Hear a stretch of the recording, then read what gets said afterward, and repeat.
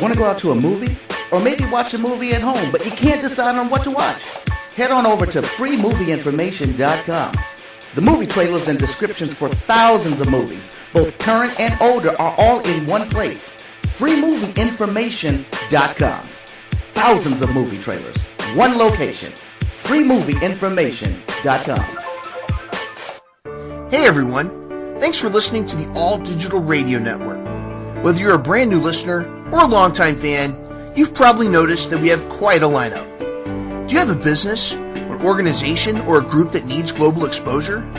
Have you been priced out of the traditional radio market, or are you seeking a new, innovative way to reach your customer base in this advanced digital age? Radio advertising is one of the most inexpensive and effective ways to get your message out to the mass public.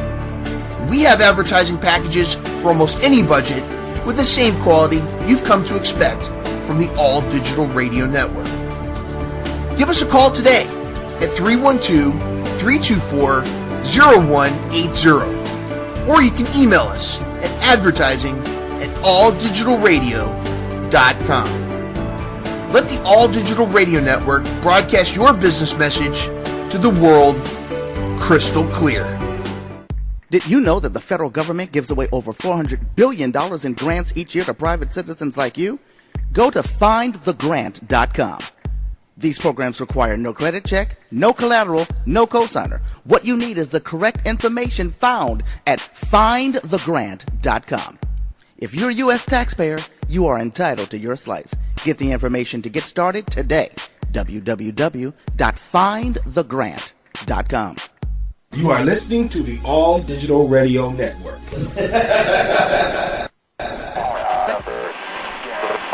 The virus has completely devastated over 150 of the world's major regions and is spreading rapidly. At this point in time, we know of only one method of killing the creatures, or to destroy the brain. Be on the guard of any loved ones who may have recently been in any sort of contact with the infected. And if you find yourself in a threatened position, please do not hesitate to act. Again, this is not a test. This is not a joke. We as a species are overwhelmed. We are outnumbered. Walker Wednesday starts now. Oh my God, they're everywhere. God, that's loud. Really? It is. It's loud. I was playing Angry Birds. Wrong show. That's Monday nights. Wrong guy too. That's CB. Well, true, but you might secretly play Angry Birds on Monday night's show and just not tell CB. I just don't like it. No, it's not a fun game. I played it for like a month, and it's gone from all of my smart devices. Too repetitive. It's dumb. But we didn't have much repetitive this week. We got the build-up this week, man. We did. Yeah. We did. All right, so good evening, Walker fans. It's Walker Wednesday, your midweek dose of The Walking Dead. I'm Slim, my sidekick, the dirt farmer himself, Locke Michaels. And, of course, we've got a special guest. You already heard her, Wendy for the giggles. Yay, thanks. Hey, guys. I got to say that intro just gives me goosebumps. And until we get sued from wherever I stole it from, we're using it. It would actually be 2 or 3 different people suing me. Although the guy that says, "Welcome to Walker Wednesdays." Yeah, we know him. Yeah. Oh, God. Yeah. Oh, what did I have him do? He did. Oh, yeah, he did. He does the Movie Man intros. That's our malware warning. And at the end, he goes, in a world full of malware, the dirt farmer kind. It's like, the movie intro. Then he goes, dum, dum, dum, dum, dum. And he keeps on going, dum, dum. And, Well, what number is that on your soundboard? 28. Really? Yeah. Hold on, let me see if I can find your soundboard here. I knew I recognized that voice. That's his Vincent Price impersonation. I heard it. 28 on Locke's soundboard. In a scary world filled with malware, phishing scams, and viruses, one hero emerges to battle for justice and the Farmville way. That hero is a dirt farmer. Dum da dum dum. Dum da dum dum. He just keeps going. Oh, Because, you fall for malware, you're dumb. Yeah, but the intro seems like if you like kind of halfway close your eyes, you could think that it was real. That's what I like about the intro. Oh, it is. It's perfect, especially it's scary, especially with the music that breaks up the voice with the guy giving you the warning. That just like it makes it eerie. When Locke sent it to me, I'm like, wow, this is good. I just stole it, man. Nobody figures out where it came from. I'm sure there are fans out there who know where it came from. Probably a game or something. Who knows? Still cool. We don't care. So yeah, this was a kind of it was an action packed. We had a little bit of action. We haven't had so far in the first half of this season. We haven't had any duds. No, well, you're never going to with this show. It's a great show, so they're smarter than to give us a dud. I mean, they wouldn't lose people, but there'd be so much backlash if they gave us a dud of an episode that they just don't dare do it. Well, you should have been really happy. You've been begging for this all year. Yes, but I see your note in our little production room about so much flipping back and forth. It just you hope I'm happy.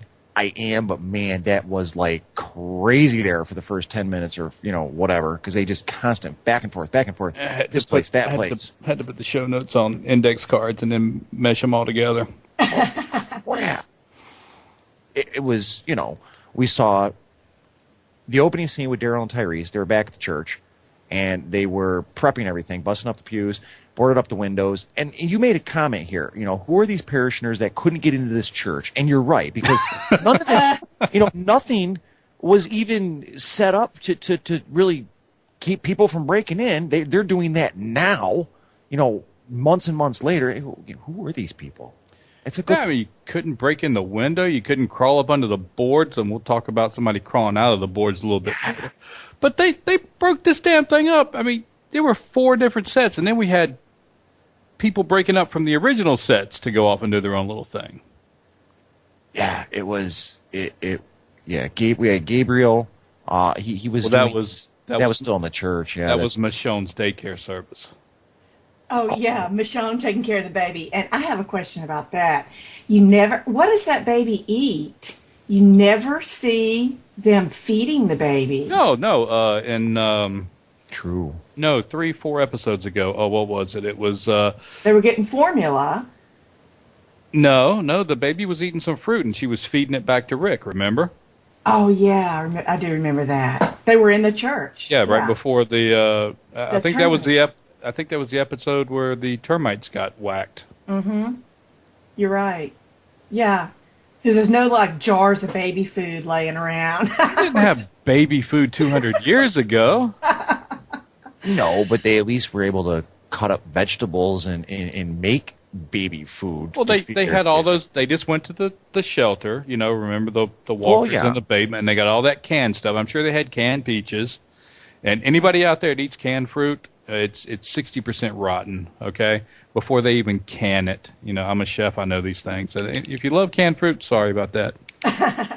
But, I mean, it is nutritious enough to keep, the babies going. I'm sure they don't really get into that detail. They did get into some detail this week about other things we've been asking about. But little Charlotte and Clara, that's the 2 twins that played Judas, Charlotte and Clara Ward. I'm sure they get a sandwich from craft services when the scene's over. Yeah, but Beth used to take care of the baby, so now it's like Michonne's kind of the caregiver for the baby. So, and I want to go ahead. No. I was just going to say there really isn't anybody else. I mean, there's no other. Sasha, she was there. She's gone. She's you don't have Carol. You don't have Beth. Who else is there?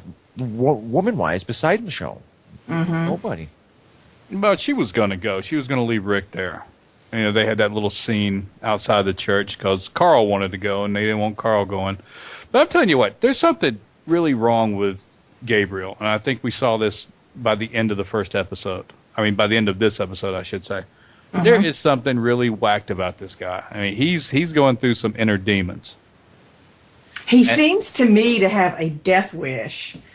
No, you think about it. He's a preacher, And, we're talking the dead will rise from the grave. Preachers got to be, really thinking this is the end of days. This is, Jesus coming back. There's got to be some religious folks out there that see this as the end of the world, as, Armageddon or Revelation, I should say. Oh, yeah, absolutely. And this episode was called Crossed, mainly due to the fact that there were some wacky twists and people betraying other people and tricking other people.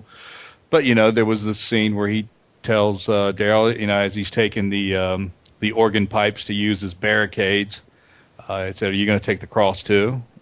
And then later when he body slams the walker in the woods, he sees her cross. And can't kill her. Yeah. So, he's having some, real problems wondering why his God did this to him and the world. He's an interesting... It was weird when he was down on the floor and he was cleaning up all that blood. Yeah. Yeah, he was scraping his nails off with that blood. He's trying to cleanse it. He's trying to cleanse his church. He turned his church into his sanctuary and let his parish die. And now his church has just been desecrated. They killed the termites in it. They chopped up the pews to use them as to block the windows. He's you can see it in his eyes. His little backhanded comments. He's a little wuss, but he's a little wuss whose home is getting trashed, and he's taking offense to it. Well, I don't blame him for taking offense, but he should also be, in some cases, grateful for the fact that these guys, number one, found him when they found him out in the forest back 2 or 3 episodes ago, and, he was going to get eaten by walkers. Yeah. And the fact that now they're going to be pretty much the only thing that keeps him alive from here on out. Whether they destroyed his church or didn't destroy his church, this guy, his days were numbered. He was eventually, if he didn't run into those walkers in the woods, somebody would have eventually gotten in there, and it would have been bad. I mean, this is his best chance to survive. He should just be grateful. He doesn't see it. He doesn't see it like that. There is limited common sense in an apocalypse. I'm beginning to believe that. Well, I agree. And again, he's put his faith into God because he's a preacher, and he thinks God will show him the way. And I see that too. But damn, these guys saved your life. They haven't turned on you in any way, shape, or form. At some point, you have to just start trusting other people. Yeah, but they've turned on his core beliefs. Well, I mean, if killing, if a bunch of guys came and saved your life, and then they killed a bus full of nuns, you'd have to go, whoa, Well, yeah, but I'd still be grateful that they saved my life. God, I'd hope I wouldn't have to join them and kill the next bus load of nuns. But that's a very good point. Maybe that's what he believes, because they made him take the weapon. But all they've got to do, well, he's not there anymore to ask, Eugene. But they never made Eugene kill anybody. I mean, they never, and he didn't have a weapon up until. No, he did. He had his lie was the weapon. Well, it was his shield, it was his strength, it was what kept him going. But I am glad Judith got a little camera time. Because she's going to need the money for college one day. This gig ain't going to last forever. It'd be like the little babies on Everybody Loves Raymond. They grew up and got ugly, and they had to get 2 new little boys. Yeah. But she did get a little bit of camera time. Not a lot. Just showing us she's still there. But then after we flash back that, we're right back in the truck heading to Atlanta, and, you got Sasha and Tyrese. And a gentle giant's trying to play Phil Donahue. And, yeah. I'm sorry, Slim. That might be before your time. I mean Oprah. No, I remember Donahue. Okay, cool. I remember Phil Donahue. I hate Oprah. She's got more money than me. Guys, I don't know why they're trying to make Tyrese into such a wuss. I don't know, because I'm actually surprised he's still around. I really, he's one of the characters I figured would have been gone a long time ago. I don't know why, just did. But you're right. They make him seem like he is a huge pussy. Well, he was an integral part of the comics. I know we talked about, venturing into the comics and some of the graphic novels, and they're so far stretched from the TV show right now, they don't even count anymore. But Tyrese, I believe his daughter, see, we had the CDC on the television show. And that's how we found out that when you died, you became a walker. that everybody's infected. But in the comic book, it was Tyrese's daughter and her boyfriend went into a suicide pact. I mean, this was a dark comic book. Went into a suicide pact, and they woke up and started trying to eat everybody. That's how they knew that everybody had it. So he played a really important part in the comic book, but I'm not sure what they got him doing in the TV show yet. Well, other than the fact that he cared for the baby there for a while. Right, he did. He saved her. Yeah. He was hiding in the house when they were looking at the flowers, though. Yeah, that's true. You know, you want to take care of a baby or you want to blow a little girl's head off? I'll take care of the baby. Yeah. But I agree with Tyrese. Sasha needs to get over Bob already. Am I missing it, or is it she's just upset that she wasn't the one that was able to kill him? Is that correct? Is that what her issue is? Yeah, and they talked. Okay. She was actually on The Talking Dead, and I didn't watch it. She went into that. I only watched a little bit of it, so I didn't see a whole lot. But you know, you got a boyfriend in the apocalypse. You should be the one to take him out. You shouldn't let anybody else have that. I mean, it should be a courtesy, you know. I was going to watch The Talking Dead because Rosita was on there. Yeah. Oh, yeah. She was hot. Oh. And I mean, you know, every Monday you get oral sex. Every Wednesday you get a little nookie in the library with Eugene watching. And if you die, your girlfriend will kill you. That should be expected. Oh dear. All right. So, do you think she regrets it? Is that what the problem is here? She thinks she wishes she could. She should have done it. She wanted to be strong enough, and her brother's telling her, "You didn't have to be strong enough. I was there. That was enough." Right. Now he had good points, and he's trying to get her over her hate, and we're all watching it as fans, going, if they hate and they kill and they attack and they kill the bad guys first, that'll be a stronger. We want them to succeed. But little do we know, when they do stuff the dumbass way, it makes for better television. And what better person than Tyrese, in my opinion, to get her over this hump? Because remember, he was in that hump for the longest time until the cabin there, when the guy. Oh, yeah. That's when he got over his hump, and he decided now he was a killing machine. He couldn't kill nothing there for a while, and then boom, all of a sudden he was right back. Rick busted his face up. Remember that? Well, yeah, I know, but he couldn't. He just like wouldn't kill anything, and now that got him through his fear. And this is a good person to try to get Sasha through hers, not her fear, but her emotion. I don't know. So we go to Grady Memorial. Oh, go ahead. You get something more about that. No. That's where I was leading to. Okay. And we don't even hear him talking much. It was Doc and Beth, and we just see Carol a lot, and that's it. Then it goes and flips somewhere else. Where did we flip after that? Oh, Eugene still knocked out on the side. He was out a long time. Yeah. Man, he's just laying there, dude. When he started coming around later, I thought he was going to turn. I did too. I thought he was turned. I was like, "Oh God, he's dead. Here he comes." Oh, but yeah, that was when Abraham was on his knees, and what's her name there? Maggie was yelling at, not yelling at him, but she was pretty. Well, actually, who was it that walked up to him first? I think Glenn started to, and then Rosita went up to him. Rosita did, yeah. Smacks the damn water bottle right out of his hand. Oh, yeah, that's right. This guy's way too dramatic. No, he's in a catatonic state. I saw I don't like him. I saw a picture of a skeleton on its knees, and it said Abraham Season 9. Still sitting there. Yeah, Abraham needs to get over it, too. Get over the whole Eugene thing and his obsession, and I don't like him. I mean, that was it. It was Abraham and Gabriel, Father Gabriel, and Sasha. They were just total wrecks this week. Mm-hmm. So we had one in each group that was a total nutcase, or just had lost it.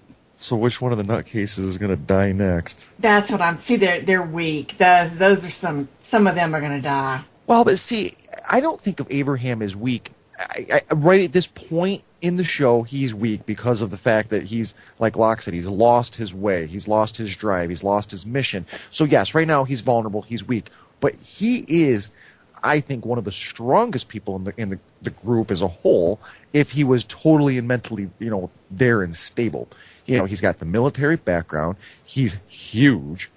I mean, he's one that you want to come bring back around. I mean, Sasha, if she doesn't ever come around and she stays, blah, and she becomes a victim of the cause, so be it.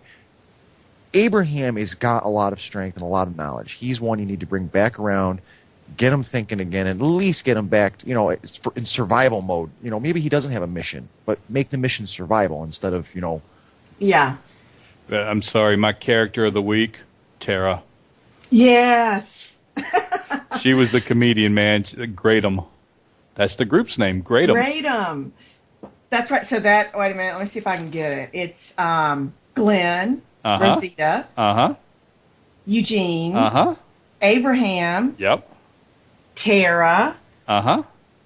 Oh, who's it? Maggie. There you go. Maggie. Great'em. She came up with a name for the group. I like that. Oh, yes. She was the glass half bull sumbitch of the year in this episode. Yeah, she was. She tried to be very positive, very. I don't know. But this is where. Go ahead. She lined up those water bottles with the. Yeah, the because initials. with the the listeria and the diphtheria and all the other stuff, you want your own private water bottle so you don't have to swap germs with nobody. That's right. Even though 4 of the 7 people in this group are screwing each other,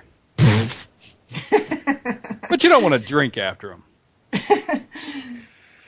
Well, hey, never choose. I'm telling you, I was getting dizzy at this point because this is. Ask for a free car and ask for a brand new car next time. Don't ask for them to flip from team to team. Well, they didn't need to flip like that, but it was nice. It was nice to see everybody back into the picture again, and not just focusing on, the hospital with Beth or, the church with Rick and those guys. It was nice. We saw everybody. We know everybody's still there. There's one person we haven't seen anything from, and who's that? Who's that one dude that's running around that we saw the very beginning of this season? The first episode, we got just the flash of him. Morgan. Yep. Morgan, that's it. Yeah. Where's Morgan? That's my theory. That's my theory at the end of the show. I think that's who Gabriel's going to run into. I've seen a lot of that on the little read it chats and stuff like that. Interesting. Maybe he rolls up on Morgan before he comes back. Because there's got to be something to bring Gabriel back. He's either going to be the lost stray that Michonne shows affection to and goes looking for. So there's always one they got to go get. They can't just move the hell on. Right now they're trying to get Beth, and in getting Beth they lost Carol. Now they got to go get Beth and Carol. I don't think they go get I don't think they would go get the priest. I don't think any of them. Well, no, Michonne was trying to be nice to him, so she might. I think that was the whole point of her trying to be nice. She might be the one to go get the stray. Or he's going to run into Morgan. They've got to do something with Morgan. They can't close this part of the season without something with Morgan, since they showed him at the beginning of the season. Right. We've got to see something. Well, right now we're seeing Rick's team again. And we're hearing about the plan that's going to work until Tyrese messes the damn thing up. Yeah. Well, he makes it more complicated. Even Daryl's going like Yoda. Daryl's like the Yoda of The Walking Dead now. He's just like the savant. He just knows everything. Well, I honestly, I thought Tyrese's plan made more sense. And then as soon as Daryl backed it, I was like, yes, this is the way to go. Don't go in there guns a-blazing like Rick wants to do, because that. Well, no, he was going to go in and sneak in. Yeah, but kill that a would couple of the mean guards and maybe use a couple of silencers. He was going to kill a lot of people. Yeah, well, that wouldn't have been silent. Well, it that would would have have been guns worked, blazing. but maybe it wouldn't have been as dramatic, and it wouldn't have been better television. True. So of course they got to do the harder one. They did. That's the one they picked, which was kidnapping a couple of the cops and trading them for Beth and Carol. Well, we hope. Well, we don't know how that's going to end up. Well, right. That was the plan. Oh, that plan kind of that plan had a couple of twists and turns in it. But, before we got to the twists and turns, they went back to the church again. We already talked about Gabriel having to pick his weapon. But the one thing I really liked, because we've been saying, and I'm sure they've been saying it on all the other fan sites, is how can you crack a human skull open with a plastic basket? Right. How can a water cannon take a head? Well, did you hear Carl telling Gabriel how to use the machete? Yeah. He said you got to come up from over or under or whatever, because some of the skulls are thicker than others. Wow. But my question is, how the hell can the skulls be like eggshells when it's protecting the only part of the body keeping the virus alive, but the damn teeth can chew through solid concrete? Yeah, and not fall out of their mouth. Yeah. Yeah, no, Rotten you're right. teeth. Yeah. But my only thought with that whole how the hose could take their heads off is, the bodies are decaying, and maybe just some are softer than others. I mean, there might be some that you can't. Like maybe once if you first turn, you're not going to be able to take blow their skull apart with a fire hose. But one that's been a walker for months and months, they broke down and decayed. It might be easier. It's only been 2 years. Well, still, there's some We that find skulls that are 40,000 years old you can't crack with a hammer. I don't know. Well, I thought it was interesting at the time what his choice of weapon was. I was like, why did he choose the Because you can get the floorboards up with it. Right. We find out later, but at the time I was like, why would he choose? That would be more, grisly and horrible than something. I don't know. Was there a gun in the choices? I think there was. I think there was. So I thought that was an interesting choice, but then we found out why. So Right. There was something interesting on one of the little zombie podcasts a couple of months ago. I noticed someone talking. If you're going to be in the zombie apocalypse, you want a malleable weapon. You want something like a machete or a mace, something that. Short sword. Yeah, well, even that you have to know how to use. Oh, yeah. Because okay, why? a katana, well, you don't want a gun. Bullets run out. How can you keep getting bullets? Yeah, true. I'd go for the ice pick. Be honest with you. But even then, you got 40 of them coming at you. There's no way you're going to be able to take them all out. But you got something you can keep a little bit of distance with. You might be able to get away. That's your weapon of choice. Well, the biggest thing is if you got 40 of them coming at you, just freaking run. They don't ever run. They all stop and look as they get closer and closer, and then wait for them to get there, and then fight them. Run the other direction. Well, a lot of times they're all coming from all directions because they're slow. They smell them. They weren't so slow in the early episodes. They're getting slower now, and obviously, like you said, they are deteriorating. I can see where the ligaments and the muscles will deteriorate. But that first week in Atlanta, they were coming out of hot heavy. When Rick was in Atlanta and the whole tank scene and all, they were a lot faster then. He barely got into that tank. And when the high school group was coming after Shane and Otis, he had to shoot Otis so he could get away. Mm-hmm. The whole thing with that is they don't get tired. Right. So if you run away, you got to run far enough away that you lose them. Right. Yeah, because they're just going to keep coming and coming and coming. They don't sleep. They don't need to stop and drink water. But back to the weapons real quick. The best weapon I've seen on all of these seasons is that sword. Michonne's sword. She takes them out. Whack, whack, whack, whack. I mean... And again, you can't really do that with a real katana unless you know how to use it. And to use a katana, you actually have to go in. You have to go in from below up, and then you have to pull up. And it's designed to take chunks of flesh. It's not designed to go straight through a skull like a lightsaber. That's more for effect. So if you're on The Walking Dead, pick up Michonne's sword. But if you're in a real zombie apocalypse, the only thing you can hope to do with that is cut their heads off. But they're still going to be coming at you because their brain will still be alive. Yeah, I see. You need something that'll penetrate, and the only way you're going to penetrate is at the temple. Yeah, ice pick will be your best bet. I like that ice pick idea. You got to, and it's heavy. It's not going to break. You just got to go in and out quick enough so it doesn't get stuck. You don't get bit 5 times trying to pull it out of one of them's head. We've seen that. We've seen knives get stuck. Yeah, crossbow's a good one. I like Daryl's bow. That's a good, except that you have to go back and retrieve the arrow. If you had an unlimited supply of arrows, that's a good one. The hardware store closed. You're not, what is the Bass Pro Shop? They're not open during the apocalypse. I checked their hours; they're not open at all.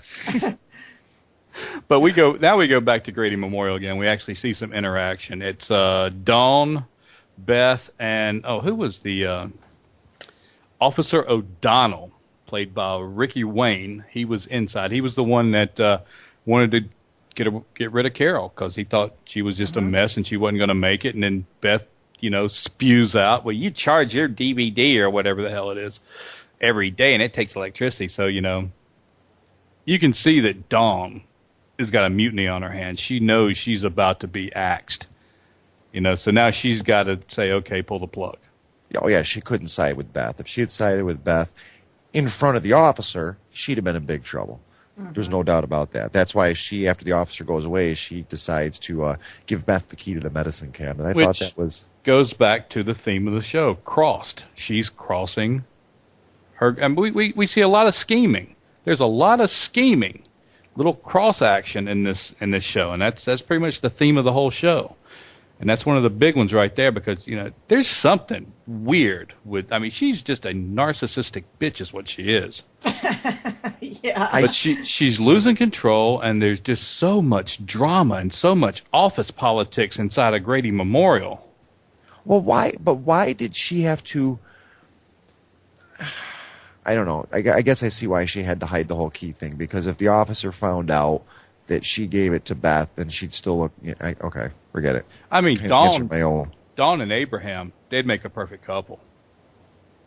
Oh, without a doubt. I mean, they're just so high-strung and dramatic. They could just go off into the sunset and, have little plots, and just work out their own little psychodrama all on their own. That'd be a perfect idea. Ooh. It could be our spin-off show. Yeah, there you go. They head into Virginia. There's a story of a man named Abraham. He was dealing with 3 little walkers of his own.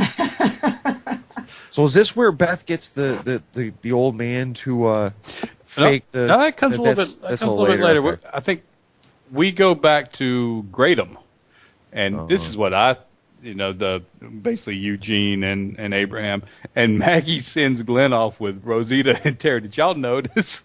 Glenn goes, really? Yeah. Are you sure, honey? Oh, really? We'll be right over there. Oh, yeah. I would have definitely put my hand up to go on that one. No doubt about it. But they're chit-chatting, and, Tara comes up with this, Eugene, he had to lie to us. It was the only weapon he had. He had to use what he had. He had to do that. There's no point around it. You can't blame him for that. And, Glenn was like, yeah, I can. Yeah, that but they don't... a really good point. It was. You're right. But it doesn't seem like these guys are going to harm him. You know what I'm saying? They're not going to... I don't think... At this point, the shock is over. They're not going to put a gun to Abraham's head and kill him. They just need to turn him, get him out of this state that he's in. That's what they need to do. Well, so they did put a gun to Abraham's head. Well, but remember Maggie? She said, "I will put you down." Right, but they're not going to. At this point in time, they're not going to kill him. I mean, not because of the of. I can see where Eugene thought they may not want to keep Deadweight around, or he may have been a part of a group when this first started. You never know. He might have been. He was off on his own. He had to be on his own for some reason. Yeah. Maybe. Yeah. But they gave a little showcase to Maggie this week too, because she's sitting there with Abe. Basically, get over yourself. You're not the only one that lost something today. It's never going to be any better than it is right now.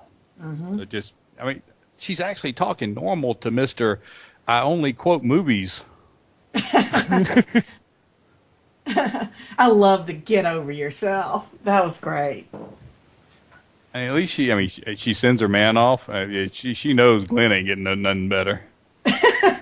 Sends him off with Tara and Rosita. I mean, good God. We already know Rosita likes to, it's a given. And she's mad at Abe right now. Send somebody off with somebody else's boyfriend. No. That would never happen if it wasn't an apocalypse. Doom sex. But, we after that, they flip back over to Grady, and we see Beth going to try and get the advice from the doc, and, Doc's still sitting there going, oh, did she give you the key? If she gave you the key, watch out, she's setting you up. Blah, blah, blah. There's so much drama at this damn hospital. It's like, as the walker turns.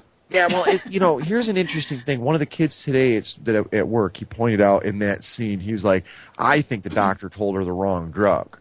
And I wonder if that's the case. I don't know why he would, and that was what I came back and said to him. Correct. But he doesn't have any reason to kill Carol. He did that because the other person was a doctor, and he felt that his job was in jeopardy. So that's why, he did it before. It's epinephrine, so it reduces swelling. It's exactly what it should do. Okay. Well, see, but, Beth doesn't know that. Beth has no idea that it's, Yeah, she's got to trust him. And maybe she wouldn't know that. You're right. She wouldn't have a clue. But, I didn't think that. I told the kids, I don't think the doctor has...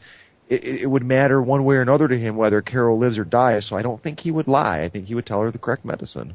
And if you haven't noticed, Beth is the mistress, and Doc is the submissive. Do you not see the way she talks to him? No, you're going to tell me that right now. Okay, do this. I really didn't mean to do that. I was doing that to save my own life. Blah, blah, blah, blah, blah. He's the submissive in their relationship. Yeah. Absolutely. But now we get down to the Slimbo survival skills of the week. Oh, absolutely. It's a good one. Because it's fishing time. Did you pick up anything that you're going to use? For what? Did you learn how to filter the water with Rosita? Oh yeah. Or were you looking at her? Were you looking at her boobs? No. I saw what they. I was looking at her boobs. Sorry. Oh, they're nice. I got a screen cap of it too. She was on The Talking Dead afterwards, and she said, "Oh, I love my outfit. They're over there, and we're in like 90-degree heat, and they're sweating." And she says, "I'm practically naked. I'm just loving it." Yeah, now, the only problem with the whole water filtering thing that kills me is, seriously, to filter that little bottle of water, that 12-ounce bottle of water, would have literally taken all day long. So that's so not even close to being something you could do. I mean, if you're trying to live, get X amount of water every 3 days, that's something you'll have to do. That's something you have to do if you're trapped in the desert, or if you go to one of these shows like Naked and Afraid and you actually have to survive. You will get that little amount of water to keep you alive. Oh, correct. But not in the case of the three of them that are going on a hike somewhere to do something. That's not going to. But like Naked and Afraid, we can stay in one spot for 21 days and then just hike out on your rescue mission. Yeah, that would work. But if they didn't find water in that 21 days, they would die 3 times over. Because it's every 3 days. Or die 7 times over, I'm sorry. But, we went to the Walker Outfitters and got the fishing nets. That's what they did. Right off of the little members-only jackets. Underneath the fallen telephone pole. And if you notice, every jacket's got that little mesh in there. It looks just like damn fishing nets. Yep. I'd have never thought of that. No, wouldn't have. No. I wouldn't have gotten near close enough to the Walkers to have thought of it. But, I know we had to have this setup episode. This episode basically sets up everything for the mid-season finale, and, somebody will probably die. And we're hearing all these rumors, it might be Glenn, it might be Judith, it might be Beth, everybody's bouncing around. Nobody freaking knows, so watch the show. But this episode has got everything I expect in it, with a few twists, setting up for the mid-season, except for that bag of goodies that Tara found. Mm-hmm. Philip head screwdriver. Oh, I'm sitting there going, oh yeah, they could use that. And then she finds something, and I can't tell what the hell it is. Yeah, I couldn't tell what it was either but I know now. Yeah, it was a yo-yo. Yeah. You know what's going to be awesome? If she could turn that yo-yo into a walker weapon. Oh, Boom. yeah. Because you know that little yo-yo will crack a skull right open these days. Didn't they, if I remember correctly, didn't they on the show for production, didn't she open the bag and say like, oh, and it cut to commercial like it was going to be a huge deal? You could see it was like a clump of mud, and you couldn't really tell what it was. She said, "You're not going to believe what I found," and then it cut. And then, next time we see her, she's playing with a yo-yo. Yo-yo. So It's got to have some significance. Yeah, well, they must have cut something out, or maybe we'll see a flashback in 4 episodes of them, having a menage, with Glenn and at the fishing hole. and they're playing with the yo-yo afterwards. Yeah. The yo-yo's got some significance. It really does. I just don't know what. It's going to be the walker weapon of season 12. That'd be awesome. They'll all have yo-yos. Walk the walker. That's your yo-yo trick. Yeah. Walk the dog. Walk the walker. But then we go back to Rick's team and we see this, plan B. Plan B. Come on. Plan B. Nothing wrong with plan B. It's kind of working. You got Noah sitting there playing the stool pigeon. He's sitting there and he crosses, again, crossed. He tricks the 2 officers with a couple of shots and they come and run him down and they get ambushed. It was pretty classic. And they gave up, very easily. The cops did. I was very surprised. I didn't think that was going to go that easy. They just, hey. Well, okay, who was that? That was Officer Shepard. And a chick. That was the chick.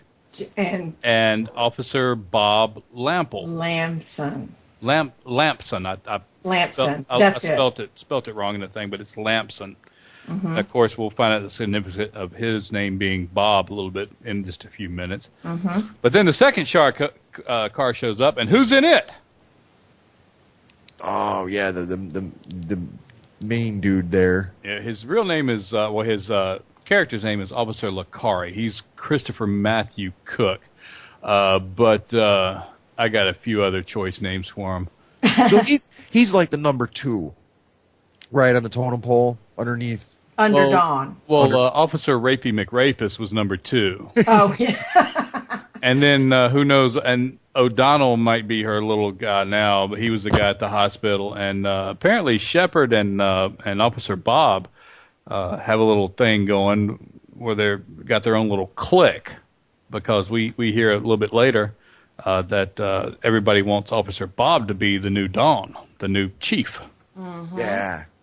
But now we get to see the big bad bald butch cop come and bust everything up, and they're all shooting at him. They all take off running, and then we run through the napalm walkers. Oh yeah. True story. I heard this on the Talking Dead, and I heard in a couple of the things. The crew, the actors, I should say, not the cast, not the setup crew, but the cast goes walking through this lot. And they didn't realize there were actors in some of these things. Oh. And they got the shit scared out of them. Holy crap, dude, what are you doing in there? Because they dug trenches and put them in there, and they put these things on them. Oh, my God. Which brings up interesting point. Okay, because you're talking about these skulls deteriorating. These people were killed and turned into walkers in the first few weeks of the apocalypse. Yep. And apparently one of them still got a pretty hard hit. Because Daryl gets attacked from the big bad bald cop. I like to call him Baldy Locks. And he almost becomes finger food for one of the melted walkers. Yeah, that was Did you see that? That was a go. Yeah, that was awful. Ooh, my teeth. Ooh, my teeth. They're coming loose. But no, that guy, that little walker's been there melted for a year and a half, 2 years. And he still takes him bowling ball style and just crushes Baldy Lock's head with it.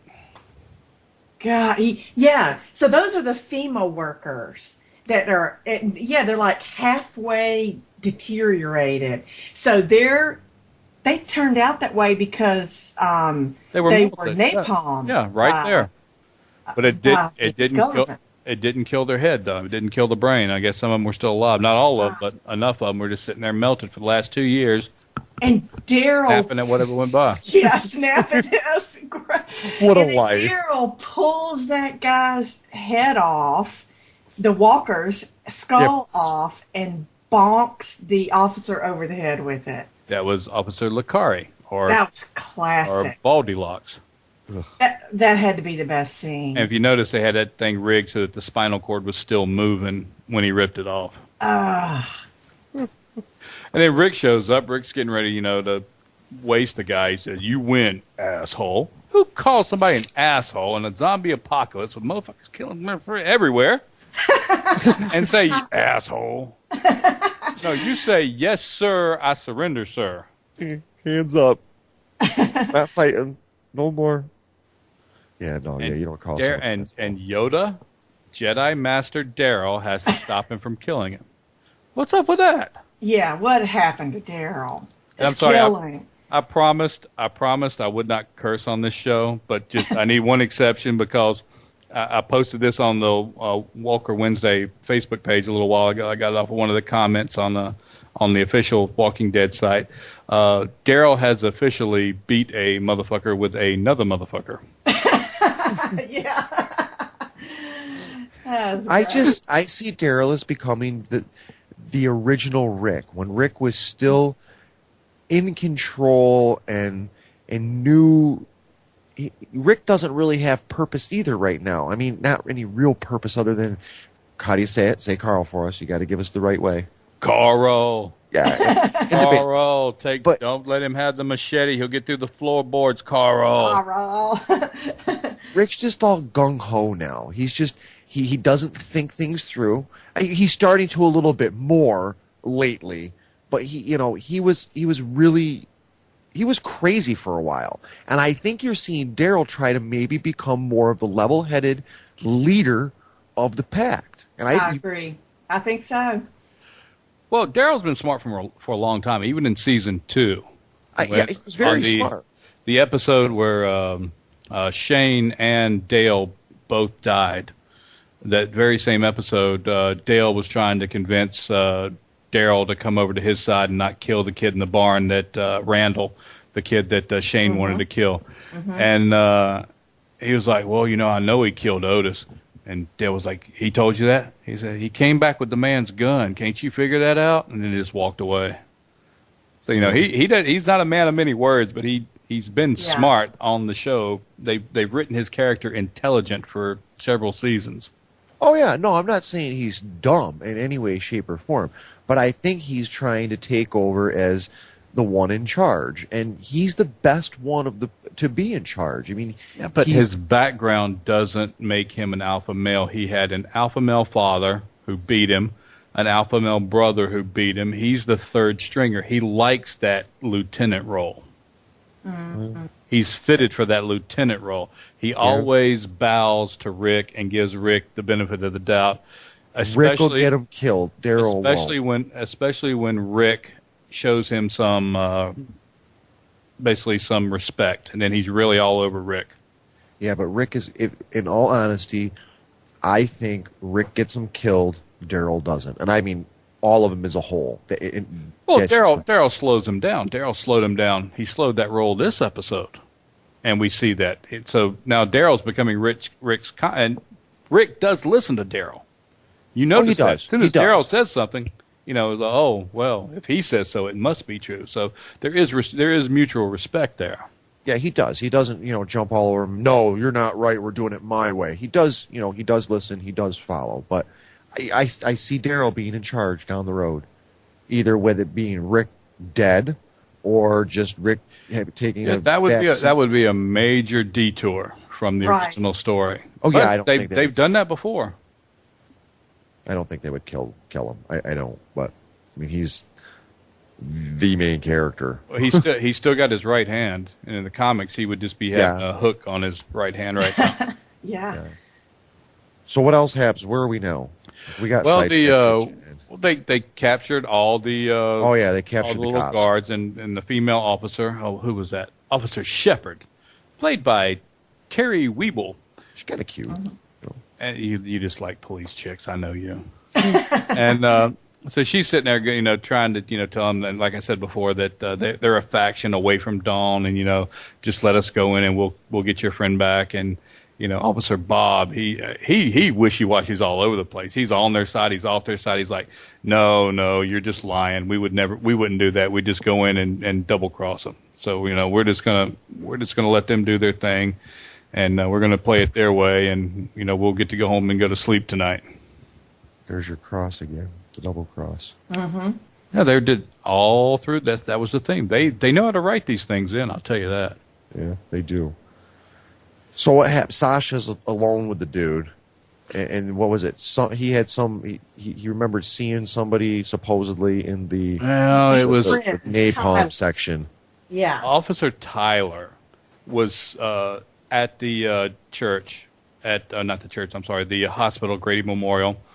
And they had to run the last van of refugees from the hospital to the place where they were going to incinerate them. Yeah, they gave us the whole story. I wonder if we're going to hear about that. They just decided to round up every healthy person in Atlanta, put them into the park, and torch them. But Officer Bob was supposed to drive that van, and Dawn, who he claims he'd known for 8 years, so probably 6 years prior to the apocalypse, pulls him out, and he said, I was a little pissed at first because, I'd get airlifted out. But then when I saw what happened, and he said, then, we were running around down there a few minutes ago, I saw Officer Tyler. That was a big crock of shit. He didn't see anything. He was just trying to get her up. I don't know. Actually, I don't know what he was trying to do, because at that point, he didn't know she was going to go down there and shoot him. Mm-hmm. Or she was going to, snipe from the window. But once she did snipe from the window, he basically bust her head. Yeah, well, he was just trying to win her trust, I think. Maybe not knowing where it would take him, but knowing that this was going to be his way out. Where's he going to go? Trust. Well, I don't know. He's in downtown Atlanta. No, he's going to go warn the... He's got to go... They were on the outskirts. They were about 6 blocks from Grady Moore. He's got to run 6 blocks. Oh, with his hands behind his back. With walkers all over the place. I'm like, screw that. Ooh. Might better just stayed right where he was. Oh, but now we get back to the hospital and Strawberry Joe. Oh, yeah. he ate the strawberry. Was that his reward? His reward was the strawberry. He puts on the best sick performance since Fred Sanford. Where's I'm coming. Help me. Oh, it's the big one. Oh, where's it? And then she gets it. Oh, I feel much better now. And for those of you who don't know, that was... It just stopped. Yeah, it was instantly healed. I'm okay now, you big dummy. But that was Percy. I called him Strawberry Joe, but that was Percy, played by Mark Gowan. He probably ain't gonna get no job anywhere else. That was his last time we'll ever see him, unless he gets eaten by a walker. That's the last we see of Grady Memorial for this episode. Oh, but wait. So Beth administers the medicine, and she holds Carol's hand and says, "I just wanted you to know I was here." Yeah, she's wishy-washy too. Yeah. But we did skip one little thing where she rips Bob's jacket, and that makes her just go all into all this tear fest. That was just wrong. I mean, she's tougher than that. I mean, they just picked her to be the one that broke down this week. I really think they did. Mm-hmm. Well, you're gonna have someone every week. Mm-hmm. It's just a coincidence that he tells Rick his name is Bob, because they were calling him Officer. What was his name? Officer Lampson. Lampson. Well, yeah, and I had read somewhere that, did you notice their names? It's Lampson and Shepherd. The lamb and the shepherd. Shepherd and the lamb. See? It's Lampson, not Lamson. You think it's Lamp? Okay. L-A-M-P. Lamp. Okay. Well, that's what the actual Walking Dead wiki says. Okay. And then because I saw some sites and it was lamb and the shepherd going back to the cross. Oh, well, maybe the wiki is wrong. If it's on the wiki, it's got to be true. The wiki is never wrong. Okay, the wiki is never wrong. Okay. All right. But, again with the water, we go over to, are we finished talking about it? Oh, yeah, okay, Officer Tyler. Yeah, we did all that. And so now we're back to Abe and Maggie, and, again with the water, and Maggie looks at him and said, "Did you want me to shoot you?" This dude needs to give it a freaking rest. I thought I did, but I didn't. Then he takes the water in his bloody knuckles, from where he beat Eugene and everybody else. It's a good thing they give him a can of pinto beans. He would have finished Eugene off right then and there. Oh, yeah. Oh, God. Yeah, that hand needs to heal. And then there's that. Then we hear noises from by the bus, and it's just. I didn't know what it was. I thought it was a walker. I didn't realize it was just Eugene starting to, come to finally. I really thought it was a walker. I want to see Eugene stand up and tell Abe off for beating the snot out of him. But I didn't see the highlight for the sneak peek for the next one. But apparently, it basically tells where Gabrielle ran off to. Oh, good. Because I haven't seen any previews for next week either. See, this is what I was telling you, the whole trust issue between him and the people he saw massacre the termites. He's like, well, were these people really cannibals or were they just, innocent people that this sick group that's hooked up with me now? He doesn't trust Rick's group. They're telling him that he's the good guy. He runs to the school to see Bob's half-eaten leg and find out if those people really were the demonics. He wants proof that Rick is the good guy and the people that were slaughtered were the bad guys. Yeah. Wow. And you know what? That seems plausible because the people that they slaughtered could have actually been the good ones. He doesn't know that. You're right. So you think that's where he's going? Well, he actually said that on an interview. Interesting. Because you could see it. I think it might have been the Talking Dead sneak peek. Okay. And I don't know if this is just a rumor or not, but apparently somebody's either started a nasty rumor that the Walking Dead Companion series may start filming this December in Pennsylvania. Really? But I don't know if that's something started by a rogue website or not. I've only seen it in one place, and I cannot confirm it. Oh, it'd be awesome if it was. I'm not far from Pennsylvania. We'd have to drop by. It'd be at Zip's house. But could be. I don't want them to leave Georgia. All right, so one episode left until February, right? Yep, we only got to do one more show. Right. Wow. Unless we start talking about Z Nation, which sucks. But let me ask you something. Do you think Gabrielle's actions are going to endanger the group? I mean, you got a hole in the floor. Walkers could come up. Oh, yeah. They got to go run him down and waste time.